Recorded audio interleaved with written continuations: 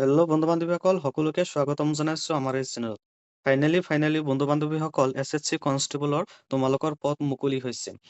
SSC constable পদত তোমালোকে কেনেকৈ আবেদনখন কৰিব পাৰিবা, তোমালোকৰ বয়স কিমান হ'ব লাগিব, বা চিলেকশ্যন প্ৰচেছ কি বা তোমালোকৰ যোগ্যতা কিমান লাগিব, এই সকলোবোৰ এই ভিডিঅ'টোৰ জৰিয়তে আমি আলোচনা কৰিম। যিসকল বন্ধু বান্ধৱীয়ে SSC GD কনষ্টেবলত আবেদন কৰিবলৈ বিচাৰিছে সেইসকল ল'ৰা ছোৱালীয়ে এই ভিডিঅ'টো সম্পূৰ্ণকৈ শেষলৈকে চাই থাকা আৰু তোমালোকে আমাৰ চেনেলটো ছাবস্ক্ৰাইব কৰি ৰাখিবা কৰি নতুন আপডেট পাবলৈ। তো বন্ধু বান্ধৱীসকল, আমি ইয়াতে আলোচনা কৰিম SSC কনষ্টেবল GDৰ বিষয়ে, য'ত তোমালোকৰ কেইটা পোষ্ট আছে বা তোমালোকৰ ইয়াতে যদি আবেদন কৰা কি তোমালোকৰ নথি পত্ৰ লাগিব বা চিলেকশ্যন প্ৰচেছটো কেনেকুৱা বা তোমালোকৰ ডকুমেণ্টছ ভেৰিফিকেশ্যন বা তোমালোকৰ এজ কিমান লাগিব বা হাইট কিমান লাগিব বা তোমালোকৰ কিমান দৌৰিব লাগিব বা তোমালোকৰ কিমান সময়ত কিমান ৰানিং কৰিব লাগিব বা তোমালোকৰ হাইট কিমান হ'ব লাগিব, ৱেইট কিমান হ'ব লাগিব, এই সকলোবোৰ আমি এই ভিডিঅ'টোৰ জৰিয়তে আলোচনা কৰিম। তো বন্ধু বান্ধৱীসকল, আহা আমি ভিডিঅ'টো আৰম্ভ কৰোঁ। প্ৰথমতে আমি ইয়াতে দেখা পাওঁ SSC কনষ্টেবলৰ কেইটামান বহুত কেইটা পোষ্ট ইয়াতে তোমালোকৰ কাৰণে মুকলি কৰি দিছে, য'ত তোমালোকে আবেদনখন কৰিব পাৰিবা। প্ৰথমতে তোমালোকৰ এইটো ষ্টাফ চিলেকশ্যন কমিশ্যনৰ পৰা তোমালোকৰ এইটো পদ হয়, য'ত তোমালোকে বহুত কেইটা পোষ্ট আছে, য'ত CISF, তাৰপিছত BSF, তাৰপিছত CRPF, তাৰপিছত SSF, য'ত তোমালোকৰ যোগ্যতা অনুসৰি তোমালোকে আবেদনখন কৰিব পাৰিবা। এতিয়া আহা বন্ধু বান্ধৱীসকল, তোমালোকৰ যদি এক্সামৰ কথা আলোচনা কৰোঁ, তেতিয়াহ'লে তোমালোকৰ constable central armed police force and SSB and riflemen GD in Assam Rifles examination 2026। আৰু বন্ধু বান্ধৱীসকল, ইয়াত যদি আমি পোষ্টৰ কথা আলোচনা কৰোঁ, তেতিয়াহ'লে 25,487টা পোষ্ট, তোমালোকৰ ইয়াতে বহুত কেইটা পোষ্ট দিছে, য'ত তোমালোকে আবেদনখন কৰিব পাৰিবা। তোমাৰ যোগ্যতা অনুসৰি তুমি তোমাৰ আবেদনখন কৰি লৈ ল'বা। আৰু ইয়াতে যিহেতু বহুত কেইটা পোষ্ট আছে, সেয়েহে তোমালোকৰ ক'ত কিমানটা পোষ্ট আছে ইয়াতে আমি ভেকেঞ্চি ৱাইজ তোমালোকক ইয়াতে আলোচনা কৰিম। ইয়াতে তোমালোকৰ প্ৰথমত যিটো আছে BSF, তাতে তোমালোকৰ পোষ্ট আছে 616টা। আৰু য'ত তোমালোকৰ CISF আছে, তাত তোমালোকৰ পোষ্ট আছে 14,595টা।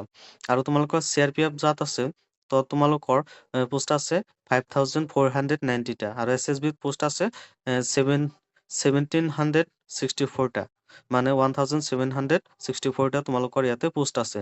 আৰু ITBP তোমালোকৰ পোষ্ট আছে 1,293টা। আৰু আছাম ৰাইফলছ তোমালোকৰ পোষ্ট আছে 1,706টা। আৰু SSBত তোমালোকৰ পোষ্ট আছে 23টা। টোটেল তোমালোকৰ ইয়াতে পোষ্ট আছে 25,487টা। এতিয়া বন্ধু বান্ধৱীসকল, এতিয়া আহা, তোমালোকে যদি ইয়াতে আবেদন কৰা আৰু তোমালোকে যদি সফল হ'ব পাৰা, তেতিয়াহ'লে তোমালোকৰ মিনিমাম আৰু মেক্সিমাম চেলাৰী কিমান থাকিব। যদি তুমি ইয়াতে ভেকেঞ্চি ৱাইজ বা কেটেগৰী ৱাইজ তোমালোকৰ পোষ্টবিলাক বা তোমালোকৰ চেলাৰীবিলাক বেলেগ, কিন্তু তোমালোকৰ এটা আনুমানিক তোমালোকৰ ইয়াতে এটা কথা কৈ থৈ যাওঁ, তোমালোকে যদি ইয়াতে সফল হোৱা, তেতিয়াহ'লে 21,700ৰ পৰা তোমালোকে 69,100লৈকে তোমালোকে দৰমহা পাব পাৰিবা। কিন্তু তোমালোকৰ ইয়াতে ভেকেঞ্চি বা পোষ্ট ৱাইজ বেলেগ হ'ব। এতিয়া আহা বন্ধু বান্ধৱীসকল, তুমি যদি ইয়াতে আবেদন কৰা, তেতিয়াহ'লে তোমালোকৰ দেশৰ নাগৰিক হ'ব লাগিব, তুমি ইণ্ডিয়ান চিটিজেন হ'ব লাগিব, তেতিয়াহে তুমি আবেদনখন কৰিব পাৰিবা। এতিয়া আহা বন্ধু বান্ধৱীসকল, ইয়াতে যদি তুমি আবেদন কৰা, তেতিয়াহ'লে তোমাৰ বয়স কিমান হ'ব লাগিব। এতিয়া আমি অলপ বয়সৰ বিষয়ে আলোচনা কৰোঁ। সেয়েহে বন্ধু বান্ধৱীসকল, ইয়াতে যদি তুমি আবেদন কৰা, তেতিয়াহ'লে তোমালোকৰ মিনিমাম বয়স 18 বছৰ আৰু মেক্সিমাম বয়স 23 বছৰ হ'ব লাগিব। কিন্তু তোমালোকৰ ইয়াতে এটা টাৰ্মছ এণ্ড কণ্ডিশ্যন ধৰি দিছে, 2026ৰ যিবিলাক কেণ্ডিডেট হয়, সেইবিলাক 2/1/2023ৰ পৰা তোমালোকৰ 1/1/2008 চনৰ ভিতৰত 18 বছৰৰ পৰা 23 বছৰ তোমালোকৰ ইয়াতে থাকিব লাগিব। তোমালোকৰ এই সময়খিনিৰ ভিতৰত 18 বছৰ, এইখিনিৰ সময় তোমালোকৰ 18 বছৰৰ পৰা 23 বছৰ থাকিলেহে তুমি আবেদনখন কৰিব পাৰিবা। এতিয়া আহা বন্ধু বান্ধৱীসকল, ইয়াতে যদি তুমি আবেদনখন কৰা বা যদি তুমি ইয়াতে আবেদন কৰিবলৈ বিচাৰি আছা, তেতিয়াহ'লে তোমালোকৰ এডুকেশ্যন কোৱালিফিকেশ্যন বা শিক্ষাগত অৰ্হতা কি লাগিব বা তোমাৰ যোগ্যতা কি লাগিব। ইয়াতে যদি তুমি আবেদনখন কৰা, তেতিয়াহ'লে তোমালোকৰ মেট্ৰিক পাছ বা তোমালোকৰ 10 পাছ কৰিলেই হৈ যাব। আৰু তুমি এইটো পাছ কৰিব লাগিব 1/1/2026, তোমালোকৰ 2026ৰ আগতে তোমালোকৰ মেট্ৰিক পাছ কৰা থাকিব লাগিব। আৰু তোমালোকৰ ডমিচিয়েল বা পাৰ্মানেণ্ট ৰেচিডেণ্ট চাৰ্টিফিকেট, যিটো আমি ঘৰুৱা ভাষাত PRC বুলি কওঁ, সেই PRC খন তোমালোকৰ থাকিব লাগিব, নাইবা তোমালোকৰ এখন ডমিচিয়েল চাৰ্টিফিকেট হ'লেই হৈ যাব। তেতিয়াহে তুমি আবেদনখন কৰিব পাৰিবা। এতিয়া অহা বন্ধু-বান্ধৱীসকল, ইয়াতে যদি আমি চেণ্টাৰৰ কথা আলোচনা কৰোঁ বা তুমি যদি ইয়াতে আবেদনখন কৰা, তেতিয়াহ'লে তোমালোকৰ চেণ্টাৰ ক'ত ক'ত পৰিব? যদি তুমি তোমাৰ আশে-পাশে তোমাৰ যিটো চেণ্টাৰ হয়, ইয়াত আছে তোমালোকৰ ইটানগৰ, তাৰপিছত আছে ডিব্ৰুগড়, তাৰপিছত আছে গুৱাহাটী, দিছপুৰ, তাৰপিছত আছে যোৰহাট, শিলচৰ, তেজপুৰ, তাৰপিছত আছে ইম্ফল, শিৱসাগৰ, চৰি শ্বিলং, তাৰপিছত আছে আগৰতলা, তাৰপিছত আছে আইজল, তাৰপিছত আছে তোমাৰ ডিমাপুৰ, কহিমা, তাৰপিছত আছে চোৰাচান্দপুৰ। বন্ধু-বান্ধৱীসকল, তোমালোকৰ যিটো তোমালোকৰ এৰিয়াৰ আশে-পাশে হয় বা তোমালোকৰ যিটো ওচৰত হয় বা ওচৰা-ওচৰি হয়, সেই এক্সামৰ চেণ্টাৰখন তুমি ইয়াতে চিলেক্ট কৰি দিবা। তোমাৰ যদি গুৱাহাটীৰ আশে-পাশে হয় বা ডিব্ৰুগড়ৰ আশে-পাশে হয়, তেতিয়াহ'লে তুমি তাতে তুমি উম, আবেদনখন কৰাৰ সময়ত তুমি ইয়াতে কৰি দিবা, চিলেক্ট কৰি দিবা। এতিয়া অহা বন্ধু-বান্ধৱীসকল, এতিয়া যদি তুমি আবেদন কৰা, তেতিয়াহ'লে তোমালোকৰ এইটো ডেটটো ষ্টাৰ্ট আৰম্ভ হ'ব 1 ডিচেম্বৰৰ পৰা, আৰু লাষ্ট ডেট আছে 31 ডিচেম্বৰ। আৰু বন্ধু-বান্ধৱীসকল, ইয়াতে যদি তুমি আবেদনখন কৰা, তেতিয়াহ'লে তোমালোকৰ চিলেকশ্যন প্ৰচেছ কেনেকুৱা হ'ব? ইয়াতে যদি তুমি আবেদন কৰা, তেতিয়াহ'লে তোমালোকৰ 5টা ষ্টেপত চিলেকশ্যন প্ৰচেছ হ'ব।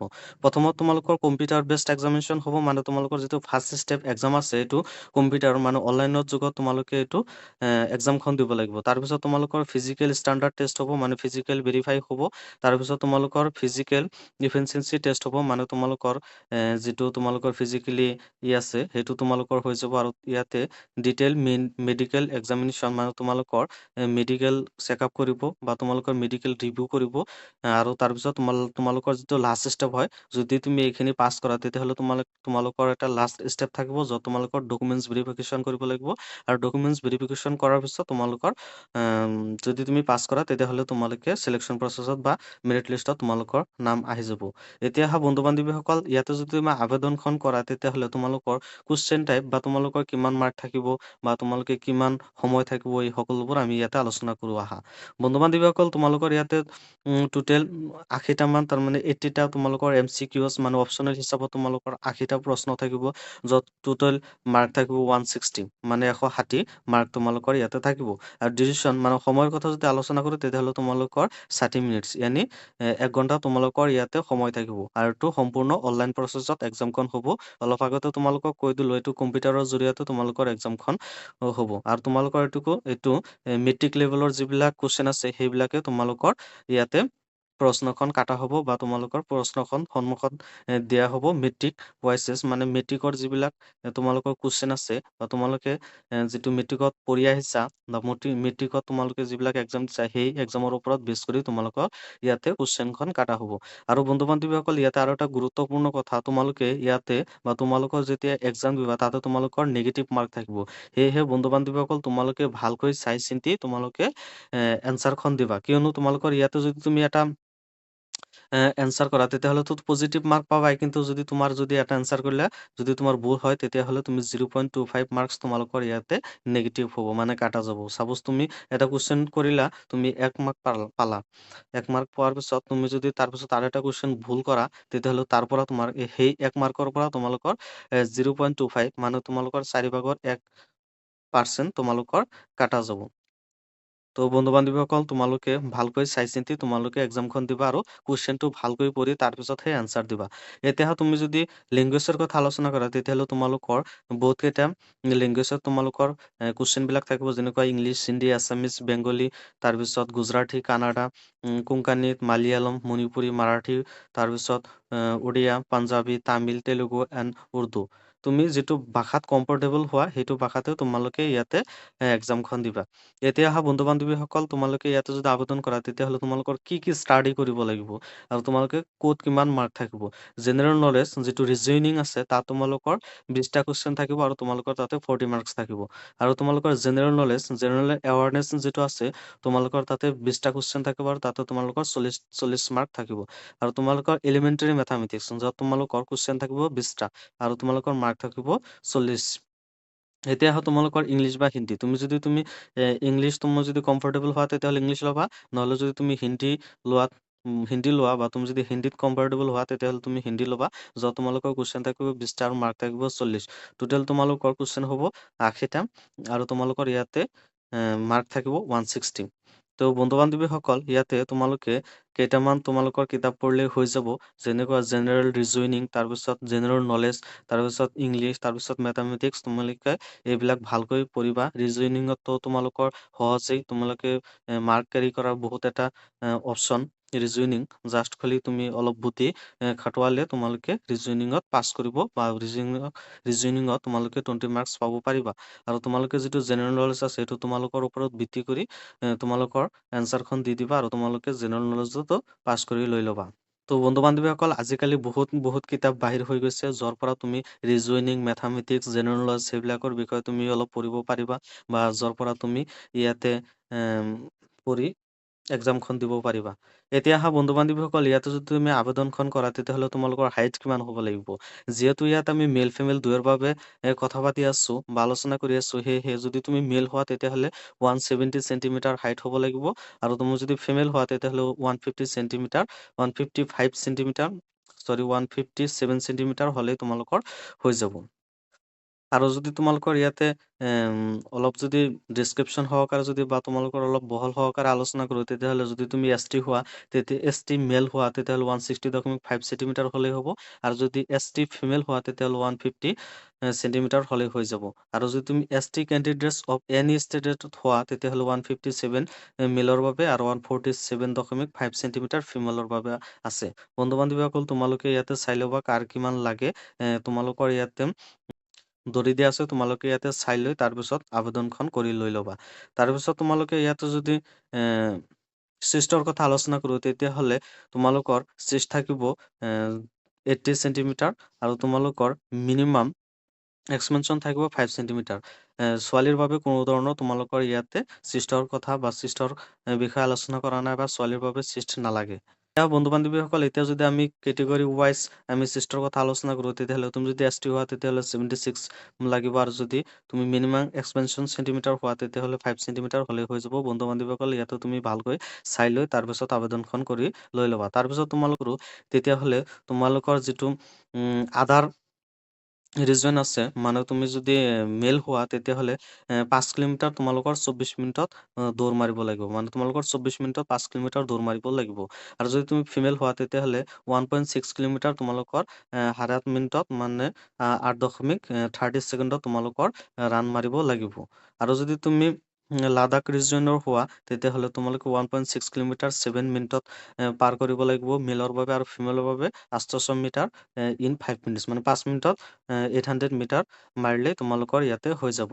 তো বন্ধু-বান্ধৱীসকল, ক'ত কিমান লাগে তোমালোকৰ ডকুমেণ্টছ ভেৰিফিকেশ্যন লাষ্টত হ'ব। তাৰপিছত তোমালোকৰ বয়স কিমান লাগিব, বা তোমালোকৰ চেষ্ট কিমান লাগিব, বা তোমালোকৰ কিমান ৰানিং কৰিব লাগিব, বা তোমালোকৰ কিমান ৱেইট হ'ব লাগিব, এই সকলোবোৰ এই ভিডিঅ'টোৰ জৰিয়তে আমি আলোচনা কৰিলোঁ। বন্ধু-বান্ধৱীসকল, তোমালোকৰ যদি মনত কিবা প্ৰশ্ন থাকে বা তুমি যদি কিবা কিবি বস্তু জানিব বিচৰা, তেতিয়াহ'লে কমেণ্ট বক্সত তোমালোকে কমেণ্ট কৰিবা, মই তোমালোকক উত্তৰ দিম। আৰু বন্ধু-বান্ধৱীসকল, তোমালোকৰ সুবিধাৰ্থে কমেণ্ট বক্সত তোমালোকৰ লিংকখন দি থৈ দিম। তোমালোকে অতি সহজতে তোমালোকে আবেদনখন কৰিব পাৰিবা। আৰু যদি আবেদনখন কৰিব নোৱাৰা তেতিয়াহ'লে মোক মেছেজ কৰি দিবা বা কমেণ্ট কৰি দিবা, মই তোমালোকক আবেদনখন কৰি দিম। তো বন্ধু-বান্ধৱীসকল, এতিয়াৰ পৰা তোমালোকে ভালকৈ প্ৰেক্টিছ কৰা। এতিয়াৰ পৰা তোমালোকে ভালকৈ প্ৰেক্টিছ কৰিলেহে তোমালোকে ভালকৈ ৰানিং মাৰিব পাৰিবা, বা তোমালোকৰ বডিৰ ষ্ট্ৰাকচাৰৰ ওপৰত তোমালোকে অলপ গুৰুত্ব দিবা। তাৰপিছত তোমালোকে এক্সামৰ ওপৰত বেছিকৈ গুৰুত্ব দিবা। তোমালোকৰ জেনেৰেল নলেজ যিবিলাক আছে সেইবিলাকৰ ওপৰতো তোমালোকে অলপ গুৰুত্ব দিবা। ৰিজনিং এইবিলাক যিবিলাক আছে, তুমি তোমালোকৰ যিটো নটিফিকেশ্যন ওলাইছে সেই নটিফিকেশ্যন অনুসৰি বা নটিচ অনুসৰি তুমি ভালকৈ চাই চিন্তি এতিয়াৰ পৰাই তুমি প্ৰেক্টিছ আৰম্ভ কৰি দিয়া। এতিয়াৰ পৰা প্ৰেক্টিছ আৰম্ভ কৰিলেহে তুমি ভৱিষ্যতত যায় বা নেক্সট সময়ত গৈ তুমি ভাল এটা ফলাফল দেখুৱাব পাৰিবা। বন্ধু-বান্ধৱীসকল, আজি যদি তুমি আবেদনখন কৰা তেতিয়াহ'লে 2-3 মাহ পিছত তোমালোকৰ এডমিটখন আহিব। তাৰপিছত কিছুদিন পিছৰে পৰা তোমালোকৰ এক্সামখন লাহে লাহে তোমাৰ আহি যাব, তুমি এক্সামখন দিবা। তাৰপিছত বন্ধু-বান্ধৱীসকল, তুমি যদি এক্সামখন পাছ কৰিব পাৰা তেতিয়াহ'লে তোমালোকৰ নেক্সট ষ্টেপত যাবা। এনেকৈ তুমি যদি লাষ্টত মেৰিট লিষ্টত নাম আনিব পাৰা তেতিয়াহ'লে তোমালোকৰ বাবে তো বহুত ভালেই। তো বন্ধু-বান্ধৱীসকল, তোমালোকে ভালকৈ ষ্টাডি কৰিবা।